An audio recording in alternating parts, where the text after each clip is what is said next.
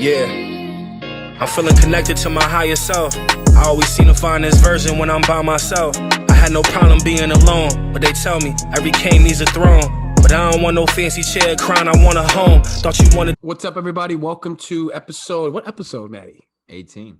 18. We're on the way.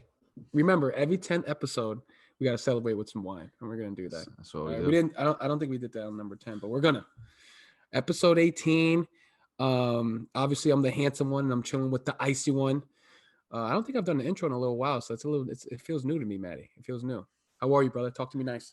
Well, I'm good. I gotta soak you in because this is I'm gonna miss you for about two episodes in a row. Because just tell the people where you're gonna be. I'm going to the motherland. Going on vacation to Puerto Rico. So Maddie, you're gonna have to take over the realm for a little bit, which is obviously, something you can do. You've done it before. As you would say, I'm not new to this. I'm true to this. You are true to this, my boy. And it gives me a chance to kind of like look forward to an episode that I'm not a part of. So that's always an interesting piece when you're not a part of the actual interview. But Maddie, besides that, let's get right into it. Let's get right into it. I want to just rip the Band-Aid off. I'm ripping it right off. All right. It's been a tough week. It's been a tough week to say the least. Emotions all over the place. Disappointment, happy, sad, feeling weird. My Knicks, they never seem to disappoint as far as disappointing me. They never disappoint to disappoint me. And they did it once again. Down 3-1. It's Monday. It's Memorial Day. Happy Memorial Day, everyone. But I got a lot to say. Today. Where do I start? All right, so yesterday, we got our shit kicked in. What was the score? We lost. I mean, the score doesn't tell it all, but it was. How does it not tell it all?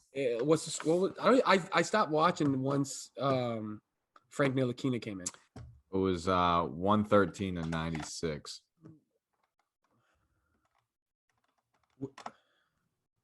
I want to word this correctly because you know what? I mean, let's be real too, which is kind of crazy, is that this easily could have been a sweep if D Rose and I don't want to say like Julie, it was all Julius Randle, but like he figured something out in game 2 in the second half, but mainly D Rose has led them to that comeback in game 2 because I thought game 2 they were going to lose too. So this easily could be a sweep, but. Yeah, I guess it's a gentleman's sweep coming up on Wednesday then, as you would say, right? Maddie, let me start though. Let's start from game 1. Okay. What's happening? What's happening? The Garden's going, Spike Lee's in the building, everybody's excited. Like I felt the whole country was watching that game just because the game was back in the Garden. When the Knicks are in the playoff, yeah, it's good stuff. That place is rocking. Like game 2 it was rocking, but yeah. I think what the first issue for the Knicks is your best. Go ahead, because my demeanor, it immediately just dropped right now. Like I was excited to talk about it, but now thinking about it, my demeanor just sunk, and I don't feel good. Actually, my stomach hurts. You're right. Best player, Derrick Rose. He's been your best player. He's been our best player. Our best player, Julius Randle, quote unquote. Yeah. He has he been in the building? Like, let's be honest. Like, he hasn't been in the building, Maddie. And I'm not even talking about. And again, I'm not going to go into a rant. I want to say this with nothing but sincerity. I want to say this with nothing but. I don't even know. I'm sad. I'm sad because we rode the Julius Randle all year long. We rode him, right? We talked about how great he was. We talked about how he's going to turn the page and he's going to be worth all this money and we should be giving him the max. And I want you to pay attention. You're not paying attention. I need you to look at the camera when I'm talking. All right?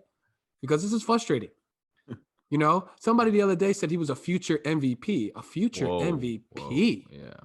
A future MVP. A future MVP in the playoffs. Okay, I'll give you game 1. You don't step out of bounds when they double team you. He stepped out of bounds going baseline one time. Literally stepped out of bounds and looked on the ground as if the line moved. Idiot. You know where the baseline is. You've been doing the same moves all year long. Okay? Again, this is me getting frustrated, but again, I'm trying to bring it back down. He threw a pass out of bounds when they double teamed him, and it almost hit 50 Cent in the face mask. You don't want Because to he got Cent. You don't want to hit him. They double teamed, like, and granted, Atlanta's doing a great job just sending 2 bodies at him every single time. But bro, after game 1 or game 2, figure it out, dog. Most improved player, you're an all-star. We're talking about giving you max bread. You're worth something now, and you're throwing the ball out of bounds, bro. Like that. I'm talking about picking it up and then just throwing it over your head. Matt, his first 2 shots yesterday were 2 bricks off the backboard, bro. Bricks. Like, step back to my right, brick. Pull up jump shot, brick, Matty. And I just knew he was going to look. Yesterday, he went shot hunting just to say he was aggressive and saying he didn't give a fuck. Like, bro, I don't care if you scored 24 points, bro. Just the games before, you were like 6 for 23. You're shooting 29% from the field. You're our best player. We're giving you max money. You future MVP. Well, I don't understand. And then this is the thing. Game one, we put Frank Ntilikina in the game when he didn't play the entire game. He can't guard him when he's hot. If Frank Ntilikina played 35 minutes that game, he still couldn't guard Trae Young. Why are you going to put him in at the end of the game? Fucking put him on his hip, took him for a ride, and threw a floater over him. Like, you're a bum. I don't like Frank Ntilikina. He needs to go. We need to send him packing. And see, I'm doing what I don't want to do, man. I love it. I don't want to rant. I don't want to keep ranting, but it's ridiculous. And it's not. No, wait. And it's not that I don't mind D Rose taking over. I don't mind it because we all love Rose. Rose is going to be. He's going to the Hall of Fame. He's one of my favorite players of all time. You know, we're rooting for D Rose. We just can't have him taking us to the promised land. We need the most improved player in the league. We don't need 27 from Alec Burks. We don't we need 18 from Alex Burks. We need fucking RJ Barrett to play better. We need fucking guys to come off the bench and play better. Like, Quick had a good first game, but quickly, Obi Toppin. We're playing Nerlens Noel and fucking Taj Gibson's a bulk of minutes. Reggie Bullock, solid basketball play, but he's playing 30+ minutes. We need young guys in there. We need guys to start playing. We need our best players to play. And it's frustrating because we waited for this moment. 8 years, 9 years for this moment. And in the last 2 games have been they've been laughing stocks. The last 2 games have been an embarrassment. Embarrassment to New York basketball.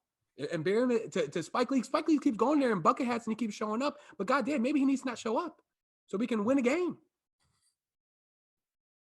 And here I am just blaming everybody. But it's frustrating. It's so frustrating. Maddie, the Atlanta Hawks run a ball screen literally every single time that Trae Young's in the game. Why not just double it every single time, man? And make fucking Clint Capella, make him pitch it back to Clint Capella. We're not doubling it. And then you're really going to start the game with Reggie Bullock on Trae Young, bro? Reggie Bullock, you're the coach. You beat Tom Thibodeau for a second. Who are you going to have him guard? No one can really guard him, let's be honest. But you're not going to double him on the screen? Oh, they just not doing. They do it. They're not even hedging. They're not even hedging. They're not even. You should be doubling him every single time he touches the rock, man. He's cooking us the entire game, bro. From Jump Street, he's getting wide open looks. We're supposed to be the best defensive team in the league, and they're not double teaming him every single time on the screen and roll. Make him give it to Collins. Let's see if Collins could put it on the deck from 30 feet out and get to the cup and shoot a pull up. You know, let's give it to Clint Capella and make him be a decision maker. But Trae Young is literally coming off the ball screen every single time and doing whatever he wants in the paint. Floaters. He's shooting a floater every other possession. Him and Derrick Rose are going floater for floater. If you look at it, you know. It's crazy how they play defense in the league now. Terrible closeouts. I'm sorry, everyone. I got more to say. Well, you know, but though it's your. I love your passion. Your passion as a fan is just it's amazing. But I guess where I was going to interject was the first part to your rant. You're talking about Randall getting doubled. Now, I didn't watch a lot. Like, obviously, you watch way more Knicks games than I do in the regular season. Were teams doubling him throughout the year or no?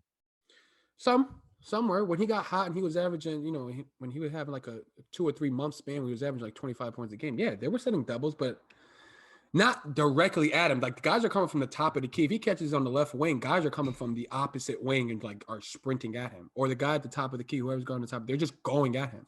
But Matty, I can't believe you can see the double team coming. Well, that's from a mile away. That's why whoever said he's a future MVP candidate is crazy, because to me, his offensive game is pretty simple. He's a one-on-one player. He can't pass, clearly. No. Like a play that pissed me off yesterday was the end of the second quarter. You saw that? Mm-hmm. Yeah. How they didn't get a shot off because he didn't pass the ball. Because he didn't pass the ball, yeah. A double team was coming like with 5 seconds left, and I don't know what the hell he was doing. Like, dude, just give it up. You see the other player coming, give it up. Is that what RJ Barrett shot it? And then he was wide open, but he passed it too late. And he made it, right? He made it, but it was too late. But that's my saying is that, like, if he wants to be an MVP candidate, he has to be able to make others around him better. And I just feel like he hasn't done that. He takes like terrible step back 2-pointers. Right. Like near the line though, not like mid range. I'm not talking mid range. Like, he's taking deep 2-pointers. Like, the worst shot in basketball. That's the worst shot. Like, you take a mid range, fine, but and I don't know. You said it yesterday, and you've tried to be nicer about it, but like, what's his IQ level? Randall, basketball IQ. It doesn't seem like he has a very high one. Some of the bonehead plays he's making. Maybe the moment's too big for him too, right? Yeah. You got the Knicks uniform on, you're carrying the city on your back. Like, maybe he's just not ready for that moment, and that's what it seems. But that's not in his demeanor. That's not his demeanor. I think he made a shot at the end of a quarter, not last game, but the quarter before, and he's giving him the this is what I do. That's not what you do, bro. You made a shot. Yeah. You're supposed to. You're averaging 25 points a game. You're supposed to make these shots, bro. And it's just like his mentality right now is, I'm gonna go out swinging. And that's what the announcers kept saying was, well, you can't say anything about Julius Randle because he's gonna go down fighting. Like, okay, I guess I can take 60 shots too. Exactly. That's what he's doing. He's just hucking up shots, bro. Like, bad shots, Matty. Going down swinging to me is like doing everything you possibly can to help your team win. And that's not scoring. I'm talking about giving up your body on defense, making hustle plays, not chucking up 50 shots. Oh, yeah, he's going down swinging now. That's not going down swinging. That's just chucking. That's just chucking, bro. And that's just to say, hey, listen, I did my part. All right. Yeah, everyone's going to say he had a good game yesterday. You didn't watch the entire game, everybody. You didn't watch it. I forgot what numbers he shot. It was a terrible percentage. He started off 3 for 7. Like, he made a 3. He got to the cup. He hit a midi, I think. But, bro, don't walk around here when you make one shot and you're just like, this is what I do. Bro, we're down 3-1. Like, we're down 3-1 now. Now we got to go back. He had 23 points, 10 rebounds, 7 assists, shot 7 for 19 from the field. So, like, when you look at statistics, like, here's the thing. People are like, oh, he had 7 assists. He had 6 turnovers. Because this is the turnover ratio, right? You know what I'm saying? Like, I hate when people are like, oh, like when, James Harden, right? This is more when he was on the Rockets, but like, why I get pissed at this is when, like you just said, people look at statistics, don't actually watch the game. James Harden would score 50, have like 15 assists. People are like, yo, this is crazy, like crazy numbers. Well, I hate to tell you, he took 20. I think one of the games he took like 25 threes. He attempted 25 threes. In one game, or something ridiculous. I mean, like crazy. Or his shot attempts were like 40. He took 40 shots and scored 50 points. And he had 15 assists, but he also had 10 turnovers. So it's like, when people watch a game, it's funny how we turn into this world. It's just like you just said, you look at stats and be like, oh, well, he did this. But watch the game. Yeah. Julius Randle almost statistically had a triple-double. He did not have a good game. I watched that game. He did not impact the game. At all. From the beginning to the end. Nope. And that's been the entire series. That's the name of the game, the entire series. It's hard to not blame him. And I'm not trying to blame him. I think because of the longevity of not being in the playoffs for this long, you just want us to win automatically. And it's like, Julius Randle is supposed to be right now at the moment. He's supposed to be our guy, and he's not our guy. And it's so frustrating. Like, it's so like my girl doesn't even watch basketball like that. And she was looking at it. We were both drinking a shock top. We were both watching the game, enjoying it. And she's just like, man, he really doesn't get it. Like, he doesn't understand. Because at this point, like, he's just chucking one dribble pull-up threes just to get going. Like, bro, get to the cup, get to the line. You know what I mean? Get to the block, get a switch. You know what I'm saying? You see the double team coming. let's get a dump down to Taj Gibson. Let's get some dunks. And that happened. There were possessions where he got Taj Gibson going, and he got Nerlens a couple, and he's finding some guys. But at the same time, it's like the way he's doing it, it's looking like it's forced. It doesn't look natural. It doesn't look natural for him to take a double team and make a play. Well, I mean, it was and just talk about basketball IQ. There was one time I think he had a switch on Trae Young and he took a pull-up jumper. Yeah, he shot a jumper. God. Bro, Trae Young couldn't guard me and you. Why are you gonna take a pull-up, bro? Put him in the blender. And fucking make a smoothie out of him. Fuck. Like, come on. And that's what I'm saying. So it's like at this point, it's game 4. It was game 4 yesterday, right? It was a must-win. It was a must-win. We're at Atlanta, so there's not that much pressure on you. People already know that you're paying like shit. Yeah. So why don't you? So figure it out. Like, watch more film. He was doing the same exact shit yesterday that he did in game 1. So because in game 1 he was frightened. Like he looked. No, he wasn't ready. He wasn't ready. That's bullshit. Baby. That's bullshit. That's fucking bullshit. I know, but here's all right. Hear me out. This is what I said to you before, that the Knicks reminded me of that Isaiah Thomas Celtics team, right? And I love IT. I think I would take IT. I think over Julius Randle because I've seen IT win playoff series. But when you get up, when you pull, like they in the regular season. And this is embarrassing for me to say because I just hate this is how the NBA is. And this is why I'm pretty down on the league in general. But regular season teams don't take it serious, right? So the Knicks played hard all year and they earned that 4th seed. Like they earned that primarily because they work hard. But they're in the playoffs, really, like realistically, they're one of the least talented teams in the whole playoffs. I agree. Just like that Celtics team was, right? Because then, people are like, oh, they're frauds because then they played LeBron and got swept. No, they're not frauds. They played hard. They just don't have talent. And same with the Knicks. They don't have talent. Isaiah Thomas can't be your number 1. Julius Randle can't be your number 1. You're not going to win. You're just not going to win. You're going to play better teams. And and they're going to expose you because in the playoffs, they actually play defense. Some teams, they actually play hard. Because now stuff's on the line. But that's what I'm saying. And I feel like your frustration, but I'm like, I think the Knicks, I didn't think they were going to win. I thought it was the most favorable matchup they could probably have. Exactly. That's where they were. Yeah. That's why I'm frustrated. They just don't have the talent. I mean, the Hawks have talent. Trae Young's good, even though I don't really like him, but they got Hunter. They got Herter. The kid Herter. Herter's good. I like Bogdanovich. Yeah. He's good. He's nice. They got Danilo. They got Lou Williams. Like they're stacked. That's what I'm saying. They have talent, and unfortunately, the Knicks don't. And sometimes that comes and shows. It rears its ugly head. I'm sorry. Like I think Julius Randle's had a great year, but he's just not that dude. Like I just don't think he's that guy. And then like you just went on about the Knicks. Like they don't. They have some decent young players, but they don't. Overall, they don't have talent. You got Taj Gibson playing 30. You got, I like Taj Gibson. Even though I like him, he played hard. He get a second chance opportunities. Yeah, but he's another perfect example of a guy. I actually like Taj Gibson. I don't like crapping on him, but he's not a starter in the NBA. He's a great role player to have off the bench, right? Right. Come in, and he plays hard, right? Stuff like that. Like they have, and Reggie Bullock, like they just have guys that are playing serious minutes that aren't starters, should be playing serious minutes. And that's 100%. Unfortunately, and that's why, I get why you're all pissed. It's why I don't watch. It's like the Celtics problem all year. Yeah. Like obviously Jason Tatum's a great talent, but they got nothing else, man. They don't really have talent, and Jaylen Brown, but he's out. But that's Brooklyn's got talent. When the Celtics won game 3, people are like all juiced up and like telling me, oh, dude, this could be a series now. I said, watch next game when Brooklyn actually wants to win. They scored 140 something points yesterday. 100 in a playoff game. They scored 140 points. Because all right, let's just win this. That's how crazy like talent disparity there is from those two teams. I agree. Celtics don't have that. Yeah, that's a great point. I mean, I'm frustrated, but you should be. You should be. And I think with the way you're explaining it to me right now, I think I've noticed that.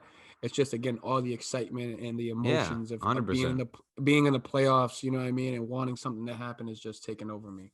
But I'm aware. Like I think there's a real thing about, and I've seen it from now. That's why I've been so like off the Celtics. Like I just don't put any investment in them this year because I just seen from the beginning like. They got no heart and they don't have enough talent. And like, I've seen the IT years. They were fun, man. Like I really enjoyed watching them play because they competed. I knew they were never going to win. And I think that's the same with you. Like, the Knicks aren't going to win the whole thing this year, but you were excited. You wanted them to win a playoff series. Like, and that's what that IT team was like. And then I've seen it where they've had Kyrie and all that talent. And I hated watching them because they had mad talent, but they didn't play as a team. I hate that, man. Yeah. Like, I wonder, like, will I ever get back? Like, to me, basketball was great for me. Because I was starting to be like a young adult, was that 08 to like 2010 run, where it was like, obviously I had Kobe was still playing and I love Kobe, but then I had like the Celtics, the big three. Like, that was fun basketball to me. Like, that was a team. They played like a team. I don't know if I'll ever get that back. I don't know. Like, just the way the NBA is going, Yeah, but I love that team. Rondo, that team was. I mean, obviously they were talented, but they also had guys like we were just talking about, Taj Gibson's of the world, like Leon Poe of the world. Like, they came off the bench, played a role, and it was a good fit. But yeah, I don't know. In general, like right now, the NBA playoffs, like what series? I thought the Knicks Hawks series was going to be a fun series to watch. It really hasn't. Not to shit on you, but I thought every game I think something's gonna happen, and it's just, man. To be honest, there's only been like a handful. Like, what, I don't know, what other series have you watched? Because I'll be real with you, I've only liked Memphis. Utah's been a great series. It's been fun. I also like Clippers Dallas. I just love Luka. Obviously, we love Luka and Pandemic P. We like making fun of Pandemic P. But I do like Kawhi. I think Kawhi's nasty. But of course, that series has been good. And obviously, they won 2, and now they've lost 2 in a row. So it's going to go probably 7. I think the Memphis series could go farther than people think, because I think Ja Morant is the real deal. That floater is crazy. Yeah, but he just. Like, he could put a team on his back, though. Yeah. And you got a nice sidekick. Dylan Brooks is playing good. Yeah, Dylan Brooks is playing awesome. But he plays both sides of the ball. That's why. If you got a 2-guard that plays both sides of the ball, and you have a guy like Kyle Anderson, slow-mo, like, that's a good I like that. I like that crew right there, Good, like, exposed to PG. Blazers Nuggets has been a good series. It's mostly the West. Phoenix, LA, like, that series could be interesting now if Anthony Davis doesn't play. So, like, I feel like the West has been good. The East has kind of been, I feel like it's been like this for years now. Like, the East, I think surprisingly the Bucks, man, they kicked the dog shit out of Miami. So that was crazy. I haven't heard from Jimmy Butler. He ain't saying nothing now. He ain't talking that talk now. But the East, but I feel like the East doesn't get interesting until at least maybe the Eastern Conference Finals, or maybe Bucks Hawks could be interesting. I think it would be Brooklyn Bucks, and then looking like Sixers Hawks. I think Brooklyn wins that in 7, or they might win in 6. But that's at least an interesting series. But yeah, I feel like the first round has kind of been a dud. Like, I was hoping for some better stuff, but sorry, Knicks. Fuck yeah. Speaking of which, because we got to touch on that. Going back to the LA Phoenix series, CP's out, so he's not. He out, played. He's playing. He's hurt. He's hurt. Yeah. Okay, we're going with the hurt. We were talking yesterday about. I sent you the screenshot. I just want to put this out there because I think it's getting misconstrued. Because I'm not. Again, it's going to sound confusing, and I think it's going to be kind of contradicting statement. I'm not a huge numbers guy. I am, but I'm not. The only reason I am is because, in a sense, numbers don't lie, right? Like, I mean, right? Like, and it goes back to what you were saying about before, what you were saying about like Julius Randle and Triple. This is the thing. When you have a guy, and I think I talked about this before, Russell Westbrook, when he averaged a triple-double for 4 seasons, that is just something that can't get overlooked, right? Let's just be honest, man. Like, you just really can't overlook that, right? Now, with that being said, they're saying that Russell Westbrook doesn't win, and we're just glorifying his numbers. What about we talk about Chris Paul being one of the best point guards of all time? But did he win a chip? No, he's never. I don't think he's ever. Well, no, he got to the Western Conference Finals. Should have won it. What about Steve Nash? We glorify Steve Nash as this Hall of Famer. Yeah, great guy, numbers. Did he win a championship? Nope. You can say that about a Did he lot. get to the You could keep going. You go Charles Barkley. Charles Barkley. He had great numbers. A lot of guys, a lot of guys, and I let's try to keep it on in the point guard perspective. Yeah. Okay. John Stockton. John Stockton, one of the best of all time point guards. Did he win a championship? Did he put a team on his back? Not really. But we glorify it. We glorified the fact that John Starks is the all-time leading assist guy. Yeah. We glorify that. He's one of the best ever, right? Can I be devil's advocate though? Absolutely. Go ahead. I feel like I think numbers now are inflated. That's my personal opinion. I think numbers now are inflated. Like how they give assists, I think are inflated. Like in the NBA, they're very generous on how they give an assist. That's a great point. It's way easier to rebound the league because no one's in the paint. Like, Westbrook can gobble up 100 rebounds. Now, again, I'm on record saying I like the way Westbrook plays in the sense of his competitiveness. I mean, he goes all out. He never takes a play off. I'm just saying I think numbers are inflated, but I'll never take away the fact that he averaged triple-double. I think that's ridiculous. It's ridiculous. Yeah, it's even to do it for one is ridiculous. Right. But I'm just saying, in my perspective, now in the league, numbers are so inflated.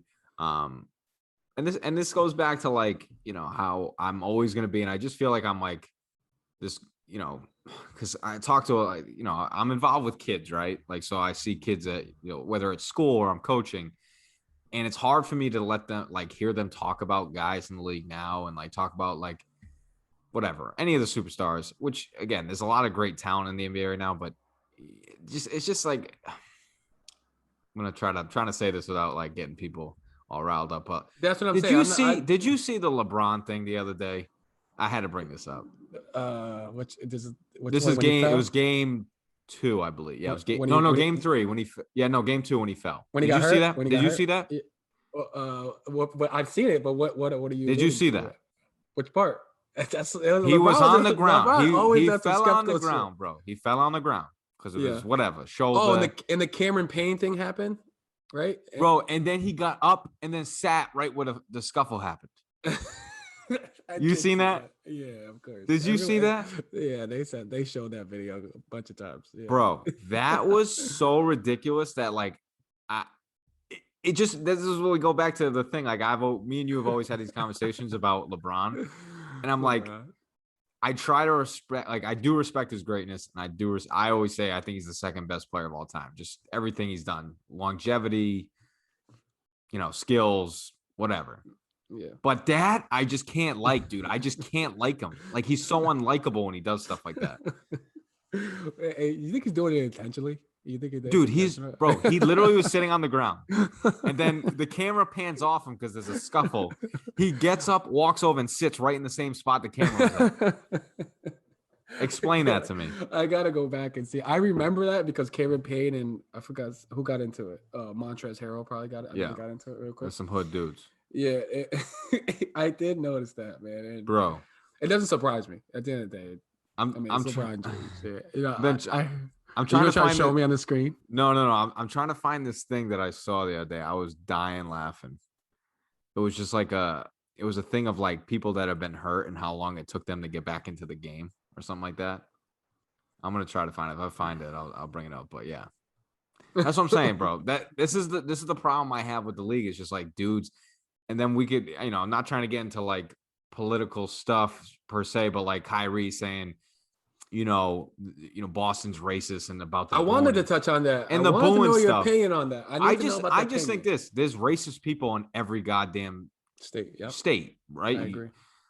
And again, this happened yesterday. The water bottle got thrown at him. Is that kid a racist that probably did it? I would say no. He's just a dumb ass person. He's just dumb. He's stupid. Was he a kid? I didn't see it. It was a kid. Yeah, you can't fix stupid. That's always the line I say. You can't fix stupid. The kid's dumb.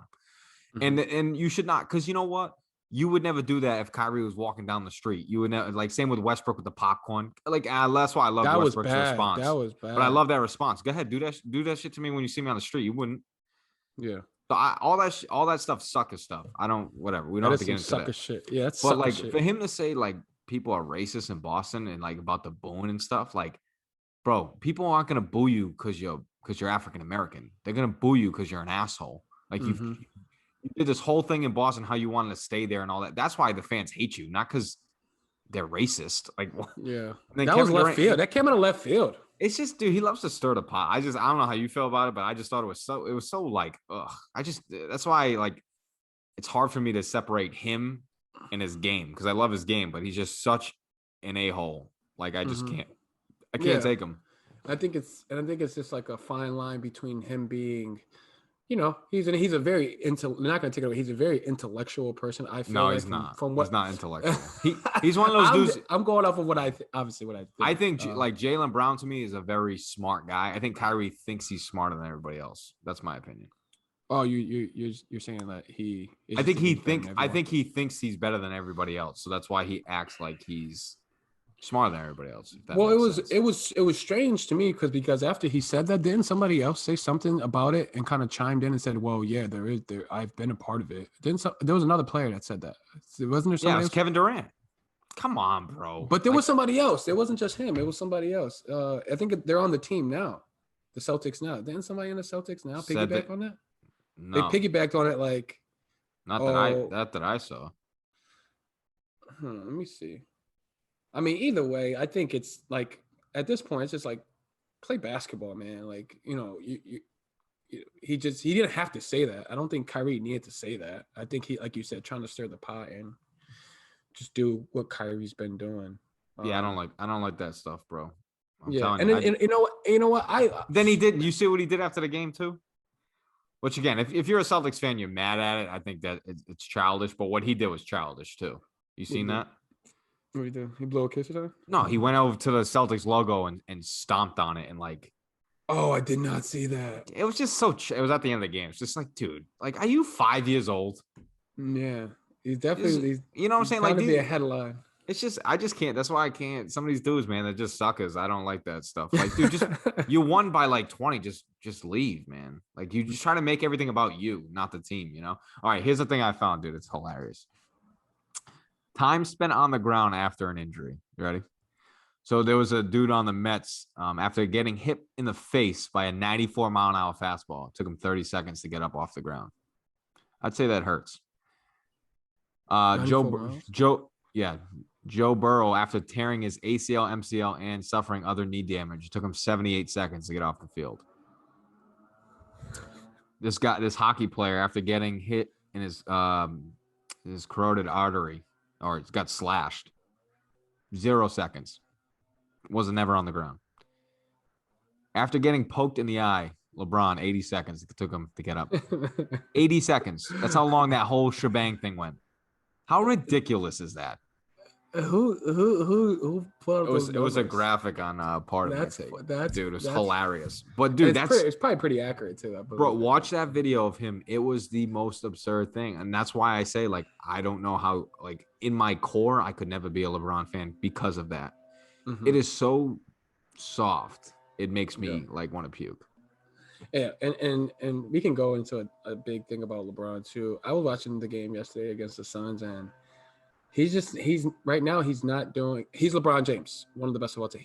He doesn't, watching the entire game, he's not doing legendary things. Like, he's basket hanging, you know what I mean? Like, he's purposely like he's not getting back on defense. Where 2 or 3 possessions they went 3-on-5 the other way.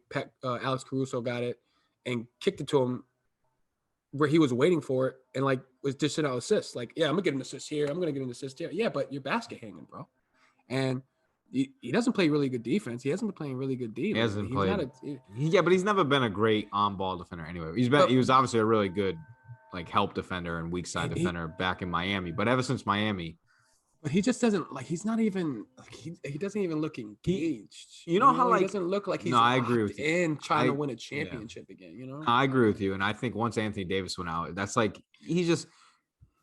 If you're a real superstar, like Anthony Davis goes out, then you assert yourself and take over the goddamn game and put a stranglehold in the series. Once Anthony Davis went out, I knew that they were gonna lose because he just quits, man. Like there's a thing about picking your spots in a game, right? Like great players know when to pick their spots. And I think LeBron has done that, but now I feel like he picks his spot. Like he doesn't pick the right spots. Like he doesn't like take over when he needs to take over. I guess is what I'm saying. That's a great point.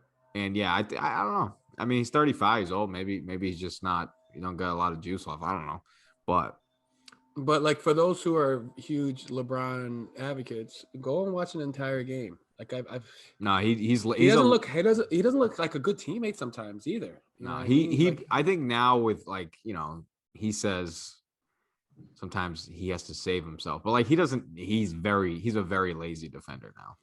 he's lazy. He doesn't get bad. I don't know, man. But it's the whole like league. that. It's Not in the the whole league. playoffs. Yeah, and that was another thing too that I was talking to my girl about because she's a fan, but she understood the difference between watching the NCAA tournament and then watching the NBA playoffs, and she was just like, when people in the NBA know they're gonna lose, they just quit. Like the Knicks, we quit in the second or the third quarter. And I wonder think we who quit in the watches third that, Julio. Oh, Where else do we see that? I'm not gonna say the three letters. I'm not gonna. We I see know. that, but this is what I'm saying. This is what the kids will watch, and then they implement that when they play. Oh, if we're losing, let's feel bad for ourselves and quit. Hey, speaking of which, I think I'm gonna ask you on air here. All right, and I think this was supposed to stay in house with my program, but let me ask you a question. All right, would you ever, when you signed up to play for any program, college, high school, or even if you do an AAU team, did you ever want to miss practice? Seriously. Oh wait, seriously. you can't miss practice. We're talking about practice. It's just Not a game. practice. But practice. So, Like, he's missing practice, but expects to play in the game. Well, you made the argument before where like you can't really force somebody to come to practice. It's not mandatory. That's why it sucks with AAU. With AAU, and it's just like, where do you draw the line as a director where you kind of like they paid already? Oh, and it's just like they paid already, and it's like, the only reason that's kind of like frustrating, and I kind of wanted to bring it to your attention on air is because you're demoralizing the camaraderie of a team. You know what I mean? Like you can't even go through sets sometimes. We can't even go through sets sometimes because our whole 17 roster isn't available, and it's frustrating. I just wonder. Like when I was younger, I never wanted to miss anything basketball related. No. Like, we got practice. That means we're gonna scrimmage. At one point, I'm hooping, or I'm in the gym and I'm just hooping. I'm with my boys. Yeah. I'm in the gym. Like I don't want to not be in the gym with my boys because that's where they're at. So I'm trying to understand. Yeah, I'm trying to understand. Like, I think I've seen that. I mean, I've seen that definitely. Again, different setting. We're talking about 6th to 8th graders playing sports. What I've seen is that a lot of the times too is that they sign up for too many things. They committed to too many things. And as a kid, I never did that. I wasn't on 7 different teams, and that's why my philosophy, and I tell parents this, like you're committing to something and you're going to show up, or you're not going to be a part of it. That's just the way it's got to be. Like if you're not going to show up to practice and practice with the rest of the team, something has to happen. Either you're not going to play in the game, or you're just not going to be part of the team. Because it sets a bad precedent for kids because you're not teaching them accountability. You're not teaching them responsibility,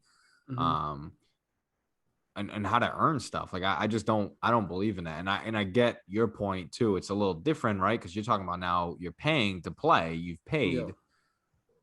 Maybe as a director, you say, hey, listen, like whatever, if you practice twice a week, you have to show up for at least one practice, like minimally you have to. If you don't show up to any practices, you can't. How do you expect to play? Like, and that was my hardest thing with AAU is like, I had a hard time dealing with parents giving me, shit about like playing time. Cause like, well, this kid doesn't even show up to practice. And I'm like, okay, but he paid just like you paid. So it's like, I don't know, like now playing time's an issue because of practice, because of payment. And it's just like, all right, I'm all set with that. I'm not doing that.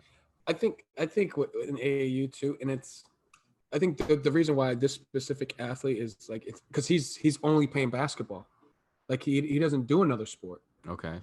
And he's like, quote unquote, one of our best players. You know what I mean? And he's just not available. And he's a one-trick pony. He plays basketball and no other sports. What's his excuse? He's doing a PG year. Like he's quote unquote dedicated to the game.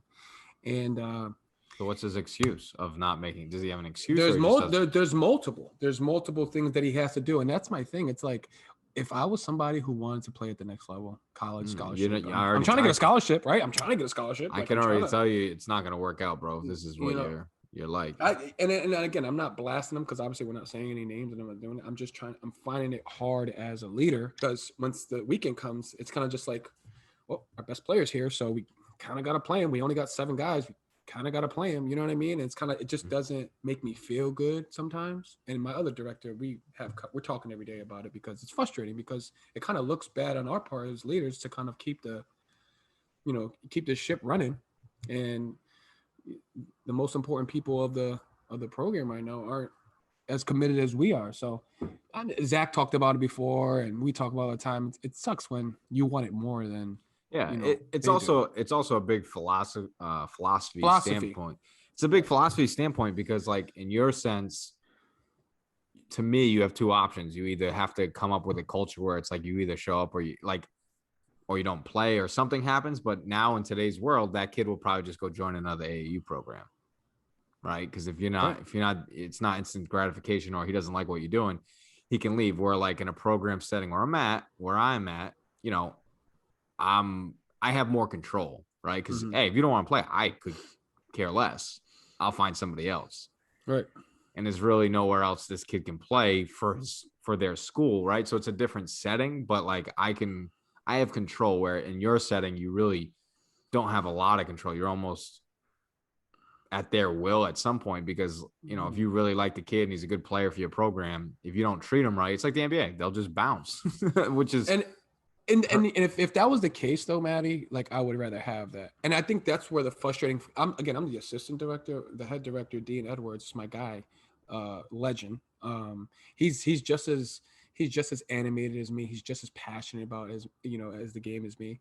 And we both think the same. So we're thinking, because we're not a premier program, we're not this top, we're not Team New England, we're not Middlesex Magic, we're not there yet. I'm just thinking, if he were on one of those programs, would he do the same thing? That's the things that goes through your head. That's the thing that goes through our mind, and it's just like sometimes we're kind of like saying, we're wondering to ourselves, like what are we doing that's not intriguing, like that you don't want to come every Tuesday and Thursday to get. It's only 2 days a week for 2 hours, so 4 hours. It's 4 hours total. It's crazy of your week. Like it's not a big commitment. Yeah, you don't have 4 hours out of your day. You don't. So again, I guess more or less it's on the sad. I'm sad, I guess. I'm upset, and I'm just trying to handle it the most professional way because I'm trying to understand the kid too, right? Because they're children. At the end of the day, we're dealing with the young minds, immature minds, and sometimes they're doing things and they're making decisions off of emotion. They're not thinking logically when they're making decisions, and they're not thinking about the other person that is affecting when they're making their decisions. So again, this is me learning. This is me kind of like venting on here, which is good.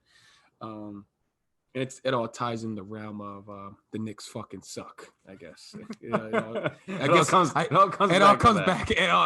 back to that. Full circle. Full circle.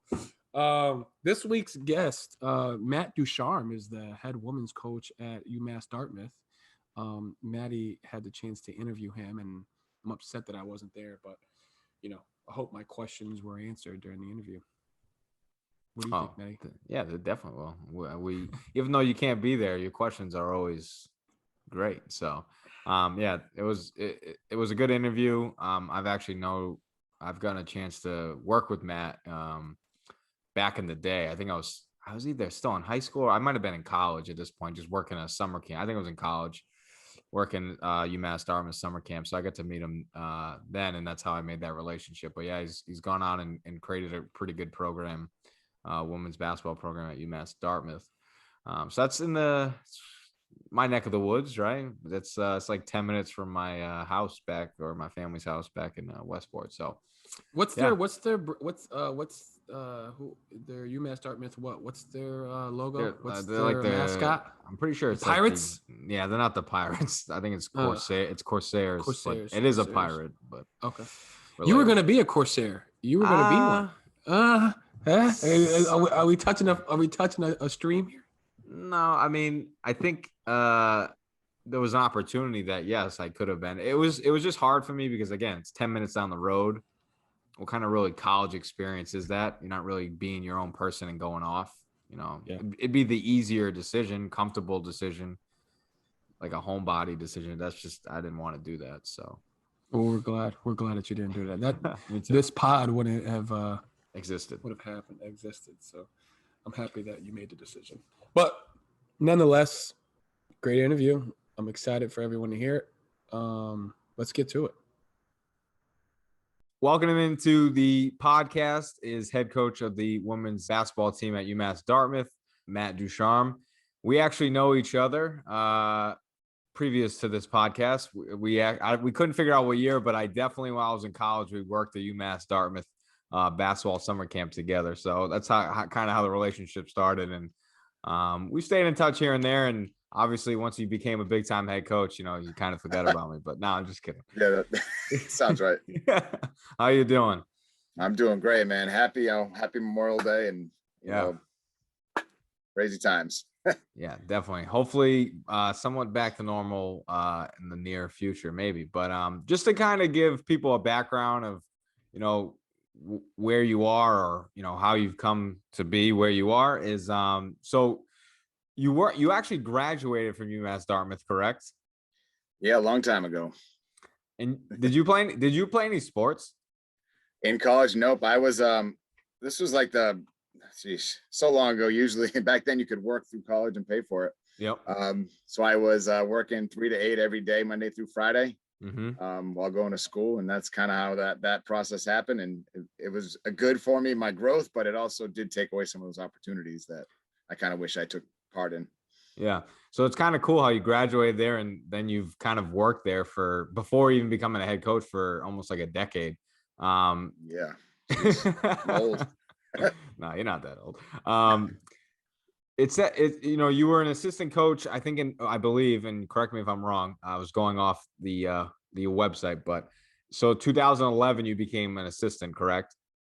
Yeah. And you did that for 3 years. Yeah, 3 years, 3 short years. So talk about, like, how did that opportunity arise to become the assistant coach, and what that experience was like being assistant coach. I have quite a weird journey to get to where I am. The way the assistant, so I had started out in 2006 as a strength and conditioning coach at UMass Dartmouth. Mm-hmm. Great opportunity. I just left being the minor league strength and conditioning coach for the Pittsburgh Pirates farm system. Opportunity was either stay in that or see if I could get more. That was a part-time 6 month on, 6 months off gig at that time. So the opportunity that they were just starting a strength and conditioning program at UMass Dartmouth, the alma mater, I had to sort of put my name in the hat. Ended up getting the job. Did that for several years, and part of my duties was taking care of one team in particular. Was a women's basketball team. So I got to know Coach Van Voorhees at that time very well. Worked with their team closely. I actually worked with the men's program as well. So basketball was had my duties. So there was a little issue rearranging on campus, state level.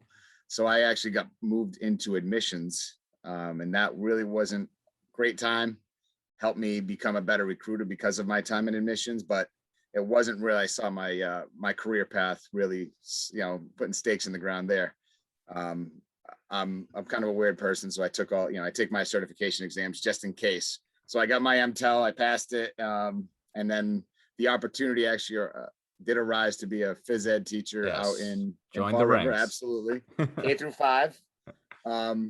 Never thought I'd enjoy. I really, really enjoyed my time as a phys ed teacher, specifically just the kids and the impact you have on them and the relationships. The other stuff like the portfolio and the binders and all that stuff was kind of tedious, but Yep. you have to do. And at that point, when I was leaving admissions, because I'd been the strength and conditioning coach for the basketball team, and then I was the athletics liaison with admissions. So when I told Amanda I was leaving the university at that time, she actually had an opening. She knew part of the reason I was going into the phys ed thing was so that I could get into coaching as well.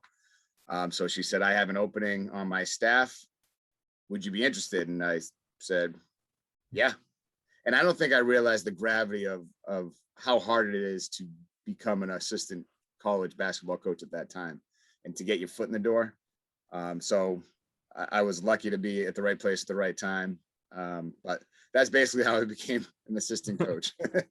It's a grind, right? All the duty. I guess you don't really think about how many duties and responsibilities you have as the assistant. So you did that for 3 years, and then how did obviously you took over as the head coach in 2014. So you've been the head coach for 7 years now. It's a long time.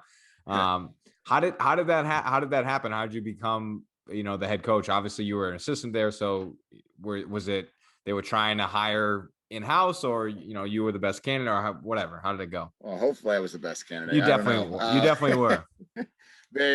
So Amanda, the end of her like she which is Amanda Memboris, who was the head coach at the time, her end goal always was to be an athletic director. Now that was supposed to be the the retirement gig, but she had an opportunity earlier in her career than she expected, and she went for it, which happened to be at UMass Dartmouth.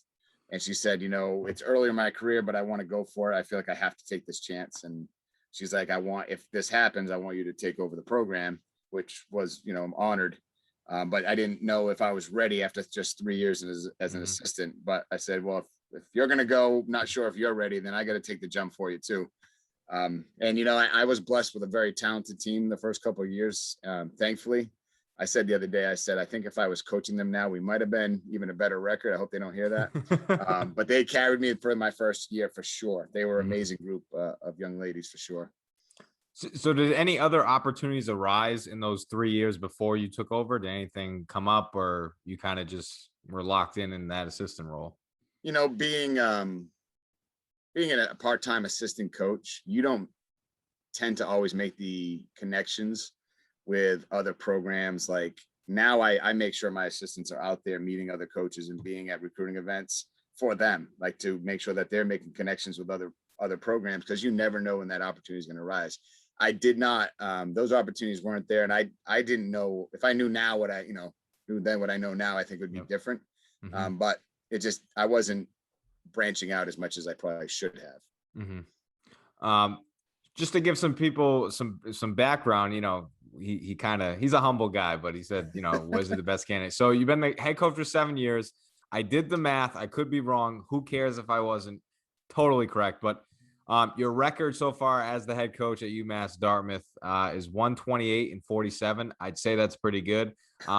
In 2015, you guys earned your first ever Little East Conference regular season title. In 2016, which was really cool because I remember texting you during this time. You guys got an at-large bid. You had a great year. I think you guys are like 24-4, and you got an at-large bid, which is pretty hard to do in Division III. And you went on to getting all the way to the Elite Eight, upsetting the number 11th ranked team in the second round. But you ended up losing to the eventual national championship champions, I should say, Amherst College. And, you set all those records that year. And, I again, like I said, it was pretty cool because I was kind of not saying a part of it, but I was watching the games and I was texting during that time. That was an unbelievable run. So kind of talk about, I guess, first, just like, because not many people or teams experience a run like that. So, what was that like? I can, it's actually the season was a story in itself. We started out that year. We had the 2-time player of the year coming back, preseason All-American, Megan Ronigan, unbelievable player. And she ends up getting injured before the season starts. We had already been preseason number 1 in the polls, and then we lose her. Now everybody thinks we're done. And, I think even some people, maybe even on the team, thought that was going to be an issue. We had a team meeting. We got together and said, we still have things we can do. We still have good pieces here. We could do something. So thankfully, we actually ended up having Nakira Examon, who was a freshman the year before. She actually stepped right into the role. We played really better team basketball because we knew we had to without having that, that all-star on the team. We start out the season playing at UMass Amherst in an exhibition game. The book ended it by losing to Amherst in the Elite Eight, but yeah, the ride was amazing. We lose in the semis that year to Keene State. We think the season's done. We're crushed. I remember, and we had a kick out corner 3. The girl hits it. We lose the game. And we were crushed, devastated, because we did it. We should have won the championship that year for sure. So I go home, like we don't talk to each other for a day as a team. And then I get a text or a phone call. I can't remember exactly. Like, you guys are D3 Hoops is putting you in the tournament. I said, yeah, okay. Yeah. We didn't lose in the championship. We lost in the semis. This is kind of crazy. So we end up saying, let's just do it. We put the team in our Hall of Fame room on campus, and we put a video camera on us and watched the selection show. And we came up, and it was such an amazing moment for them. I was so happy for the team.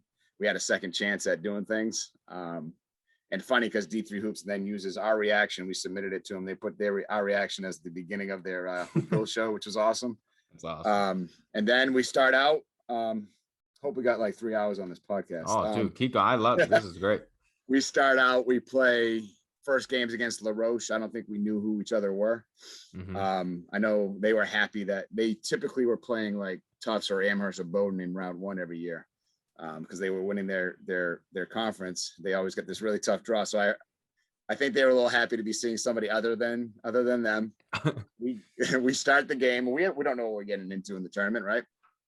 So here we go. We're down by 10 in the first like 5 minutes of the game, and we call a timeout. And I just remember looking at him like, do we not belong in the tournament, guys? It's like, this is over our heads. Like, what do we, we're not playing like we're capable. We're playing so sporadic, hectic and sporadic, whatever. From that moment on, they went out there. They took pretty much a 10-point lead and held it the rest of the game. It was pretty cool to watch, just their perseverance and resilience to come over that.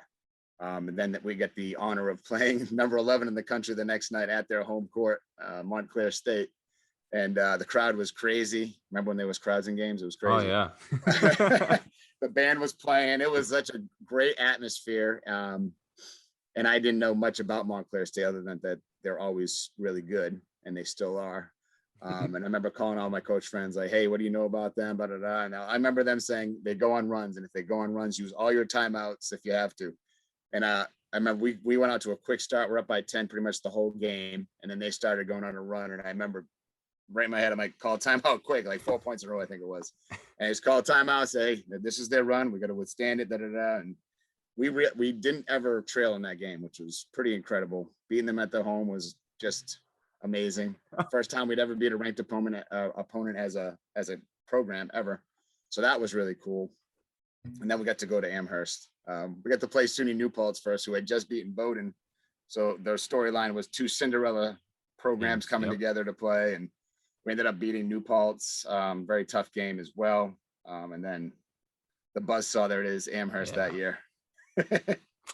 Yeah, I mean, if you're gonna lose to the team that ends up winning it all, but yeah, I mean that's crazy to think about. That's the first time you guys ever make it to a tournament, and you just go on a crazy run. But it's almost like that belief, like you said, after that first initial, down 10, is the spotlight too big? Did we belong here? And then once they felt like they belonged, then it's all about that belief, and that can carry you on crazy runs. But wow, it was cool just listening. I mean, again, I followed that whole run, so it was pretty cool to see. I actually did notice, and I do want to ask you this. I might be putting you on the spot. That's all right. So I think it's either 2017 or 2018. I always get mixed up when they say 2017, 2018 season. I always forget what year. But anyway, it says you guys made it to your first championship game in the Little East Conference under your as the coach. Sorry. Yep. And you guys lost. Has that ever does that bother you that that you haven't won a chip as the in your conference? Because I mean, again, I've played D3 basketball, and again, that's the way I always saw us getting into the tournament. You have to win your con, because we weren't going to get an at large bid, and we always fell short doing it. But that definitely, even though you've had some great seasons and had an at large bid, I feel like that's like the goal every year, right? There was 2 years in a row we lost in the championship. Yep. And in both of those years we had the team to win. So yeah, it eats at me a lot. Like I feel, obviously you feel like as a coach that you didn't do enough to win those years. Yeah. Because like I said, the last year that we had Nakira Examon on the team, we won the championship. I mean, she's she's an All-American. She's a D3 All-Star, which is, top 20 seniors in the country. Like, we need to win a championship right there. Of course, I'm not sour. They followed her out in the championship game. And I said, I'm not sour. Yep. Yeah. So yeah, what are you gonna do? No, we played some two great teams, so I can't say much. Yeah. No, I was just curious about that because obviously you've had crazy success. You've gone into the actual national tournament and got to Elite Eight, but just not having that. You want to have that championship, right? That 100%. League championship. I have these. We had 3 regular season championships, and it's like, I mean, I'm so it's awesome to have those, but you want that tournament championship, that absolutely, it's what drives me. That's what you play for. All right. So I guess this is a twofold question, but so as a coach, you're also the athletic department's recruiting coordinator. Kind of talk about what does that job entail? I mean, other than the name, like you're doing it for all the athletic programs. Is that really how it works? Pretty much, I'm the liaison with admissions and financial aid for all programs. We still have some part-time head coaches, not very many, but still a few. So I will, if they have issues with they can't schedule their tours, I'll take their student athletes on tours. I just try to make it so that there's never a feeling with it. There's not support for that. And I just kind of, like I said, anybody that applies as a student athlete, I follow up and make sure that there's understanding on the admission side that there's a student athletes. They usually read them a little quicker for us because they know there's a little bit of pressure on decisions, and other coaches are doing that, and So to you, what is the most challenging part about recruiting players for a D3 program? And then when I asked that, I'm like, is it really challenging for you? Because at one point you had produced 4 of the conference players of the year, 4 years straight. So maybe it's not challenging to you, but what do you think the challenge is? Oh no, it's extremely challenging. I mean, it's challenging, but it's time consuming. That's what I think. Because for me, my belief is developing relationships for many reasons. One, I don't want it to be an easy thing to say no. I want to get to know you. I want to get to know your high school coach, your AAU coach, your parents, or whoever you like. I want to know about you because nowadays, especially, you don't really know, you need to know who's coming into your program, because it could take one event or one misunderstanding or one out of context thing, whatever, and it could affect your career. So I think it's critical to know the people that are coming in. I think it's critical to know the families that are coming in and developing those relationships, because intentional or not, I believe in our team culture being family. So I want to make sure that we're bringing in good family members to the program. To be cheesy, no, it's not cheesy at all. I agree with that 100%.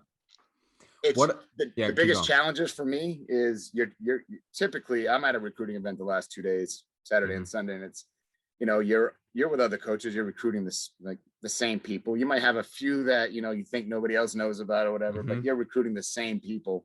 So you got to try to make it like I'm your fit, but you also don't want people that don't fit you. And if they fit somewhere else, I'm all about, well, then go there, because we're gonna play hard. We're gonna do what we do with who we have, and you hope you identify the right talent. You have to overcome price, potential of major differences. Some people don't want to, they want to go to private school, not a state school, or vice versa, whatever. So everybody has their challenges to bear where they are.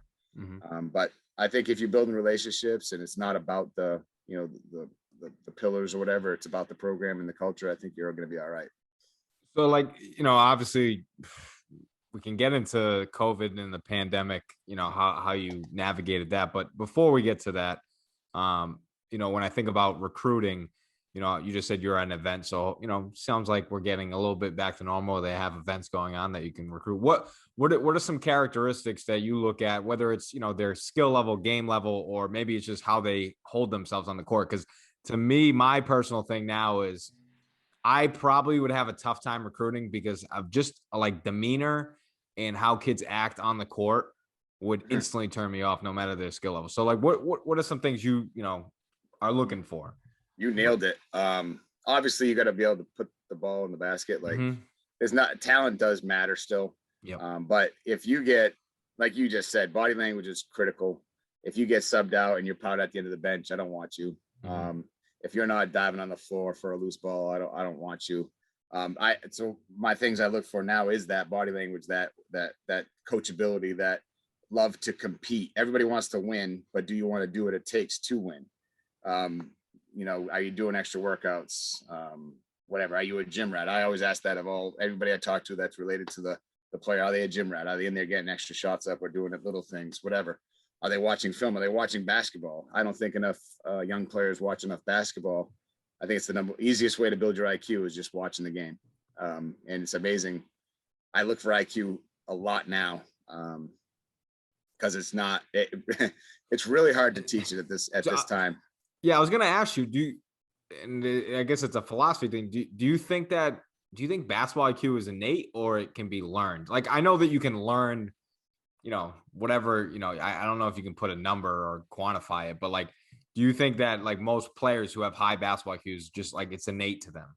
They don't have to like, you don't teach them. I think they probably played when they were like, they just played a lot of basketball when they were young. They listened. They had good coaches. I mean, I think it's something you can learn, but the longer you go without it, I don't, it's very hard. I think you become rigid and you become who you are. But you know, this year we're teaching some of the players high hedges. And I remember like, I was trying to say, hey, who's watching this game or who's watching this game, especially during the March Madness. Yep. And I remember one of my players going, Coach, I just watched whatever game it was, I remember, and they were doing hard hedging. And I remember we talked about that. And then I'm like, oh, hey, that's going to solidify that for next year. Like, that's good. That builds it. But yeah, I mean, if you're not playing when you're young, it's really hard that's when you build that basic IQ. And I think that's the biggest thing that's missing in a lot of players today. So just, we don't have to talk a lot about it because I think everybody knows that this year has been challenging as all hell, but you know, talk about some of the, you know, challenges you face coaching in a pandemic. I know that you guys were lucky enough to have I don't want to call it a season, but like, you know, you played somewhat of it. You played like, I saw like nine or so games, and then you had like a little, you know, tournament. But I don't think was every team in your conference in it? Because again, it's by state, right? At that point. Right. So Maine, well, some were by state, and then some were just institutions that opted out. So Eastern Connecticut, Western Connecticut, they opted out. Southern Maine opted out. UMass Boston opted out. And everybody, so Rhode Island College, us, Plymouth State and Keene State and Castleton State were in it. Okay. Yeah, that's a long drive. Yes. So what was that? I mean, what was that like? Just you know, coaching this group, and you know, I guess like in your mind, I don't know how you felt, but you know, I felt bad for all the seniors out there who this is their senior year, and so you know. Yeah, we're lucky. Both of my seniors are coming back for their 5th year. Nice. Using the extra year. It was one thing I talked about before we even got at the beginning of the school year. I said, listen, if we play like less than this is before they switched all the rules and said it doesn't even matter, you're getting the year. But we talked about, if you have the extra year, will you use it? Do you want to play if we do? Or do you want to like hold out the year or whatever? And they all said, if we get the year, let's play as many games as we can and whatever. So they all said they're going to come back for their 5th year. We're lucky to have grad programs that'll be helpful. But I do feel bad for those that don't have that. It was a crazy year. Yeah. You know, three testing 3 times a week, hoping that those tests don't, you know, holding your breath every morning to make sure none of those tests come back positive. We were on our way up to Keene State. We had to turn around about 20 minutes from there because of some tests came back not inconclusive, just didn't whatever, something happened in the lab. So we had to turn around and come home, and there was a lot of little challenges like that. Yeah, no, I give so much respect to all the coaches out there, any level that, you know, got through this year coaching, because it was tough. I mean, so many challenges, so many logistical challenges. But the players are stressed. You know, everything's like heightened. And I'm not saying anything about wearing a mask, but I've had to recently do stuff with a mask on, like exercise wise, and I was like, I give them a lot of credit. Like, I don't know how they played with a mask on their face. It's not. I don't think it's easy. No, we were lucky. Games we didn't have to have if they were in the game, but practices Yeah. all the time. Yeah, and yeah. All right, to get off that, because hopefully we're hoping for next year that you're back at it. So Playing, far, we are. I know. I hope. I can only hope, because I can't do this again anyway. I hear you. So Julio had a question, and I kind of know the answer to this, but just I think it's good to for any other listeners that don't know, like how would you compare your conference to other conferences in a competitive sense, like because a lot of people, Julio and I play in the GNAC, so we know those teams, and obviously the NESCAC is like the great league and all that. So kind of talk about the Little East and what that conference is like on your end. I'm a big fan of the Little East Conference. Obviously, I mean we've had our ups and downs. We've always had competitive teams that can get some wins in the conference in the NCAA tournament. It's lately it's been a little bit more. We're a little bit more of a one bid team than we used to be. We used to be two teams. In the year we went to the Elite Eight, it was a three team bid conference, which is huge. Mm-hmm. I love the competition level. I love the travel. It's nice that you're getting out there. It's not too far, but you still get to kind of get that college feeling of going out and going up the Castle of Vermont. It's not my favorite, but gives us something to complain about. But the conference itself, especially for basketball specifically, I think it's a great conference. Like I said, and I think we had some really great players come from this conference, some great programs over the year. I mean, Southern Maine used to be, top 10 every year for the women's side for many years. Eastern Connecticut's been in the top 25. We've been in the top 25 in the country. So I think it's been a really top competitive conference. Obviously the NESCAC is the preeminent conference right now. They usually have the 1, 2, and 3 team in the country. So yep. What can I say about that? I mean, they're always a wagon, those top front, both sides, men's and women's. Julio wanted to know, like, describe your coaching philosophy. Like, who's inspired you, or what made you want to become a basketball coach? Just love the game. I love competition. I love the game. This has kept me in that. I'm still a fiery competitive person. So maybe you're not on the court playing, but you still have those competitive juices going, which I love. It's maybe not the right time to say this because of the recent things, but I'm a Brad Stevens guy, right? A lot of his philosophy I agree with. Not this year withstanding, but I love pace and space. I love getting up and down. I want to play fast. Like a couple of years ago, I forgot what year it was. Might have been the year after the Elite Eight. We were top 15 in the country and scoring the first 12 seconds of the shot clock, which I loved. Our shooting percentage was high. So I want to get up, and I don't want to Mike D'Antoni it too much. Like I don't want to take a bad shot just to get more possessions. Right. I still want good shots. But I do love that. Don't let the defense set. I don't want my point guard running over walking over half court, looking back at me for a play call. I empower my players a lot to have a lot of say on the court. We do a lot of our work in practice so that they're confident in the game. Mm-hmm. Obviously dead balls after timeouts, crunch time situations, we have to take a little bit more control of that situation. But I give my point guards a lot of control of situations, empower them. I believe in accountability amongst teammates. Coach-led team is fine. Player-led team is just the best. It just is the best way to go about it. And less gray hairs for me that way too. Julio had a question, and I kind of described, who you are as a person, and I've never seen you coach technically live, but I always said you always had great energy. Like when I saw you at camps and stuff, you have great energy, high energy, right? Very positive stuff. He said, if you could compare your coaching style to anyone in the country, like demeanor, antics, who would that be and why?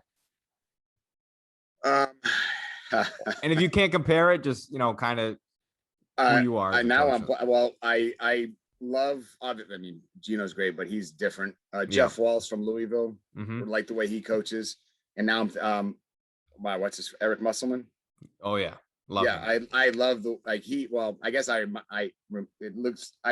reminds me of me, like the way he works the officials pretty well. Yeah. And so that's, I don't know if I'm proud of that or not, but yeah.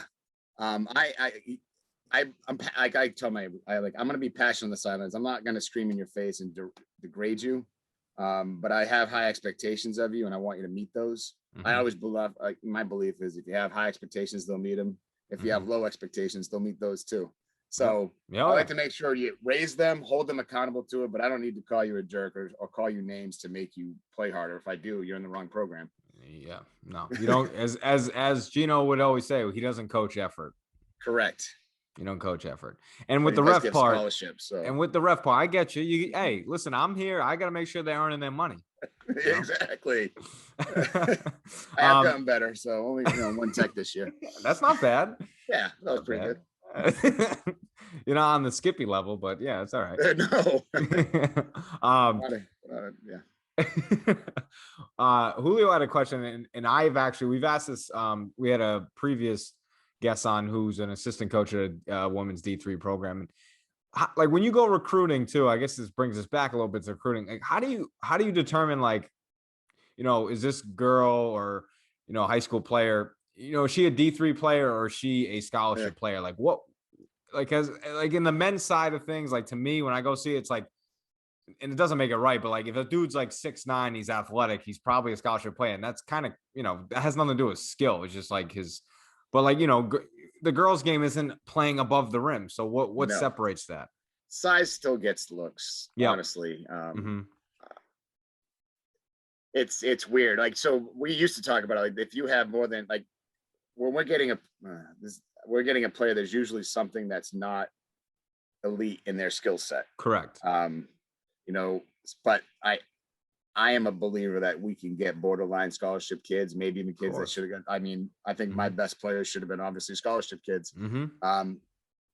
So it just comes with my first year. I remember coming back to Amanda and saying, "Hey, we got to email this kid," and then she's like, "Why don't you Google it first?" Because she already knew. And then, oh yeah, she's already accepted the thing to Boston University. So like it took time to realize it. Now it's kind of, first of all, you get to know what AAU programs you're working with and what kind of players they typically have. That helps. And I don't, like I said, size is still going to get looked. So if you have a 6'2" kid that maybe is not as skilled as a 5'6" player, but schools still love size. So we might get lucky with a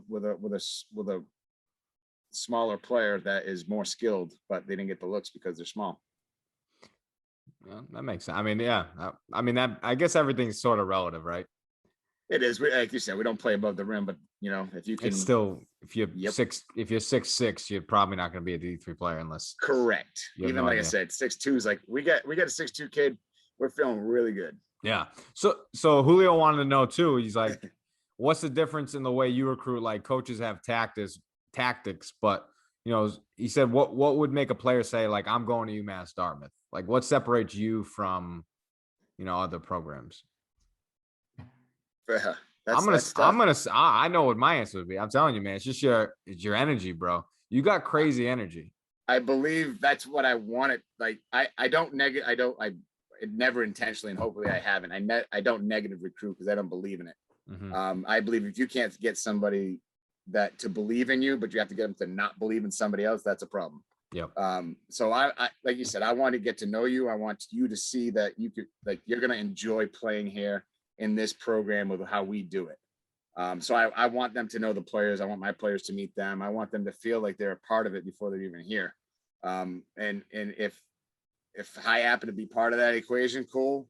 I want my players to sell the program. I want my alumni to be involved with it. Like, I want players to know that when they're here, it's not 4 years, it's 4 years plus. I want, like, I'm going to my, one of my first classes, one of them getting married. I'm going to the wedding. I'm like, that's what I want it to be, like that kind of relationship that we have. And I tell them that from the day we meet, like, if you want it, this is more than 4 years. And typically that, I think being genuine, being truthful, being honest, I think are all things that can only help you, because if they catch you in a lie or dishonesty or whatever, it's over. And I think it can hurt your reputation.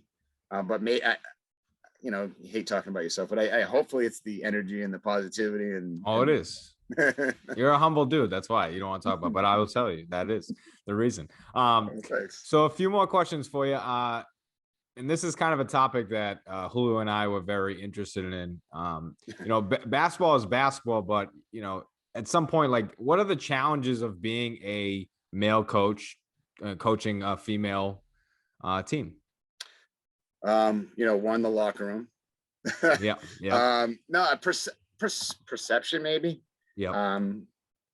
You have your challenges are honestly, so you have some big time coaches saying I remember one of the bigger names in women's coaching saying we want our players to look down and see a coach that looks like them. Yep. And I understand that. I have a lot of the players I recruit have told me that they prefer playing for male coaches. Yep. So I think there's hopefully there's a place for, all of us to be in this. But the challenges are more perception and more than, I guess that's more than anything. I try to build relationships with all my peer coaches so that they know that there's some negative attention that can be when you're out, even if you don't know people, you're out recruiting, like male coaches can be, I don't know how to say it. It can be a challenge to overcome that. But usually when they get to know you, then they're like, oh, okay.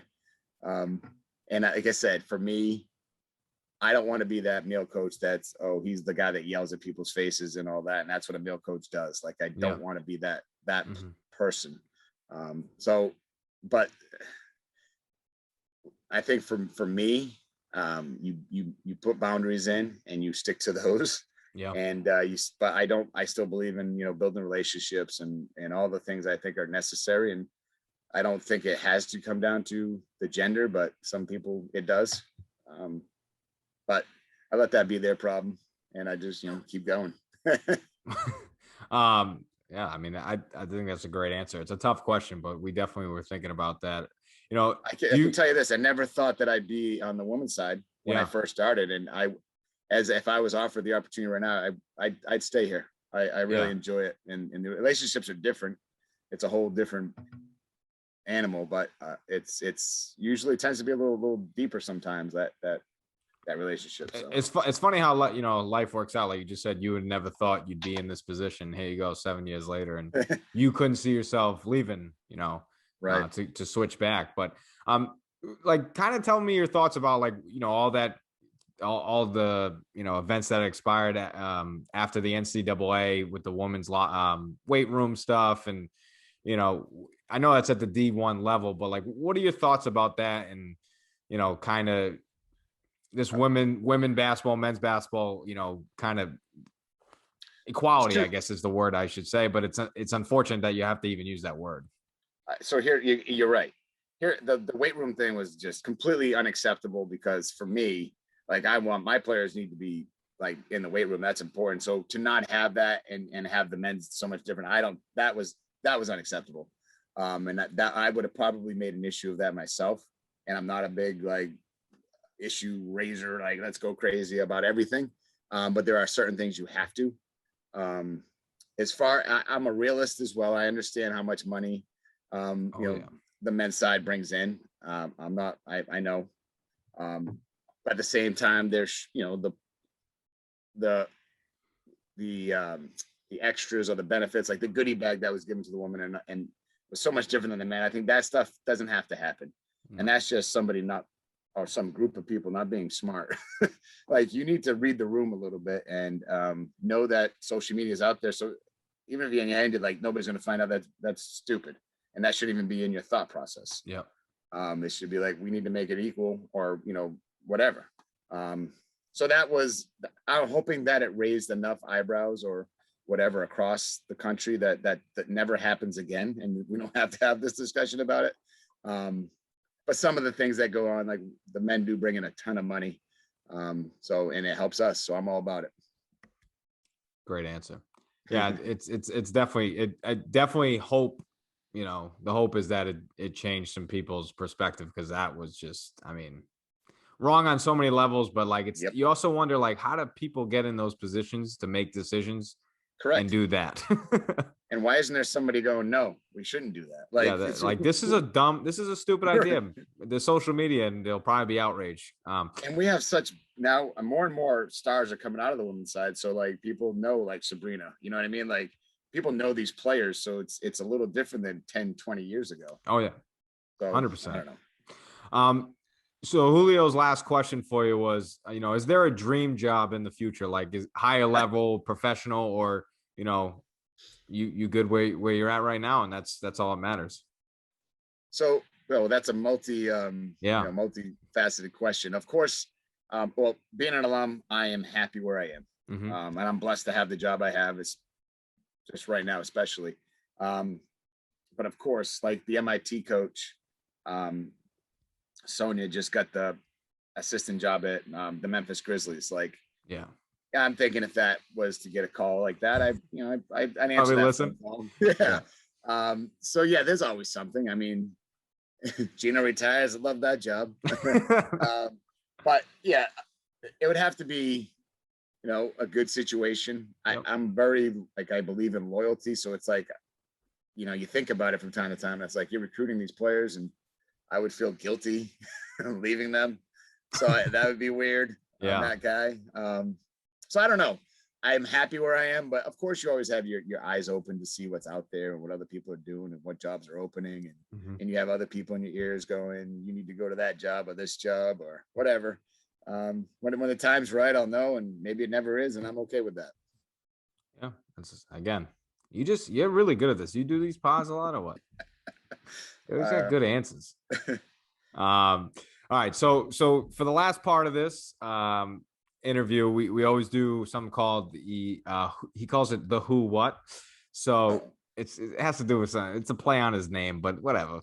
It's just 5 questions. Random questions we'll ask you, starting with who or what. And I came up with them this week, so don't worry, I got it. Good ones. It's more just to, give the listeners a little better idea who you are. Who is your favorite basketball player growing up? I want to say it was Michael Jordan, but I wasn't that guy. I actually love Dominique Wilkins. Ooh, I like that answer. That's a good answer. Easy one would have been MJ. Yeah, but... well, the human highlight, man, he was just incredible. Yeah. Anyways. So you can answer this either way, and because the only reason I put it in 2 different ways is because I know some coaches don't eat before games. But what is your favorite or go-to like pregame? And if you don't eat pregame because you're like my grandfather who never ate anything before a game because he's too nervous, or post-game meal that you eat? Either one. That can be said on a pod.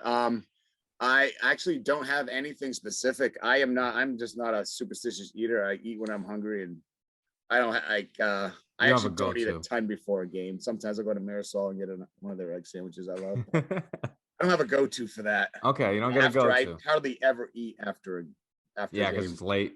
Yeah. Even if it's a big win and you're going to the Elite Eight, you know. There's usually not food involved with those. Liquid food, yes, I get that. Celebration. Yeah. What do you like to do outside of coaching? Like any hobbies that you really like to do outside of when you're off the court? I'd say I'd love to golf, but I wouldn't want anybody ever watching me. But I like to get out on the course. Let's play. All right, man, I'm down. I'm not. God, I should be so much better playing for as long as I have. Fishing, love to be on the water. I don't know. Just trying to like to just have as much fun as possible, man. You get one chance at this life. Let's do it. Amen. Like being outside. I like that. Mm-hmm. What is your, and you can answer this again, I put this 2 parts because it is a very broad question, but I'm very interested. What is your favorite movie? And if you don't have a favorite movie, like, do you have a favorite sports movie? Well, I do have, it's always been Braveheart. Oh, dude, my dad would love you. When you listen to this, I know you like Braveheart. Braveheart is just, it always has been my favorite. There's probably been better movies since that I've seen, but it'll always be my favorite because it was. Great favorite movie. Sports movie. If you don't have one, I only put the sports one if you didn't have a favorite. All right. But if you have a favorite sports one, you could answer that too. But I don't even know if I do. It's okay. It's a hard question, but I love how you answered the first one. That was great. Braveheart's is an all timer. Last question: what is your favorite vacation spot?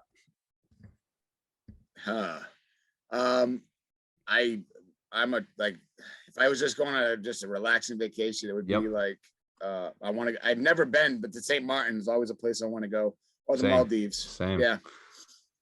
I do like to be on one of those huts on the water with the glass bottom. That's where I want to be. That's incredible. That sounds incredible, especially after this COVID year of being locked in. Yep, exactly.